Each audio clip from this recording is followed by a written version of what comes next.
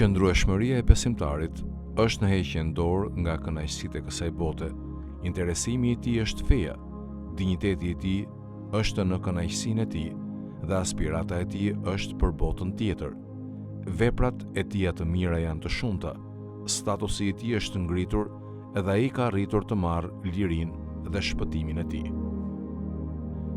Kjo thënie nga Imam Aliu nxjerr në pas cilësitë dhe karakteristikat e një besimtari të vërtetë. Le të thellohemi në interpretimin e kësaj thënie me kuptim të thellë, duke i hulumtuar kuptimet dhe implikimet e tij në dritën e Kuranit. Ky koncept i asketizmit është theksuar bukur në Kuran në surën Hadid, ajeti 20, ku Allahu thotë: "Dijeni se jeta e kësaj bote është vetëm lojë, zbavitje, stoli dhe mburrje mes jush dhe shtimi i pasurisë dhe i fëmijëve, si shembulli i shiut, prej të cilit bima i habit bujqit, pastaj thahet dhe e sheh se janë zverdhur, pastaj bëhet gërmadha."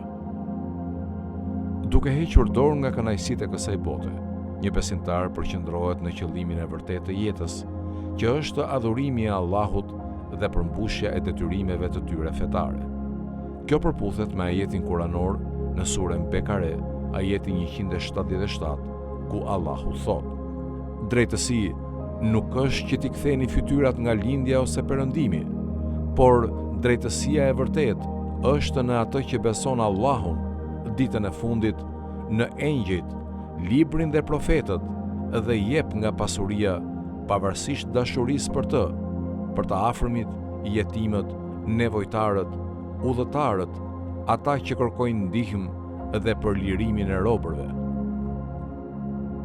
Dinjiteti i një besimtari qëndron në kënaqësinë e tyre me ato që Allahu i ka dhuruar. Në vazhdim të kësaj thënie, Imam Aliu thotë se dinjiteti i besimtarit qëndron në kënaqësinë e tij. Ky koncept i kënaqësisë është theksuar bukur në Kuran në surën Teube, ajeti 61, ku Allahu thotë: "Edhe në mesin e tyre janë ata që e ofendojnë pejgamberin dhe thonë: ai është bërë vesh. Thuaj, a është veshi të mirës suaj që beson Allahun dhe i beson besimtarët, edhe është mëshirues për ata që besojnë prej jush, e ata që e keq trajtojnë të dërguarin e Allahut, për ta ka dënim të dhemshëm." Përpjekja e besimtarit është e drejtuar drejt botës tjetër. Kjo përputhet me ajetin kuranor në surën Ali Imran, ajeti 185, ku Allahu thotë: "Çdo shpirt do ta shijojë vdekjen dhe do t'u jepet kompensimi i plot vetëm në ditën e Kiametit. Pra, ai që largohet nga zjarri dhe futet në xhenet, e ka arritur dëshirën e tij. E jeta e kësaj bote është vetëm kënaqësi mashtruese."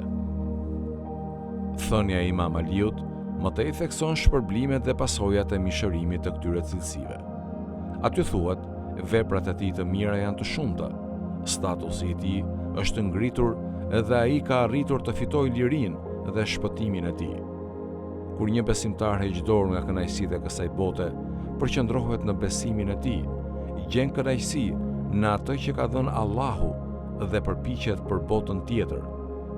Veprat e tyre të mira shumëfishohen dhe pozita e tyre ngrihet tek Allahu. Kjo është theksuar bukur në Kuran në surën Haxh, ajeti 50, ku Allahu thotë: "Ata që besuan dhe bën vepra të mira, për ta ka falje dhe furnizim fisnik." Si përfundim, thënia e Imam Aliut ofron udhëzime të thella për besimtarët në udhëtimin e tyre drejt arritjes së besimit të vërtetë dhe shpëtimit.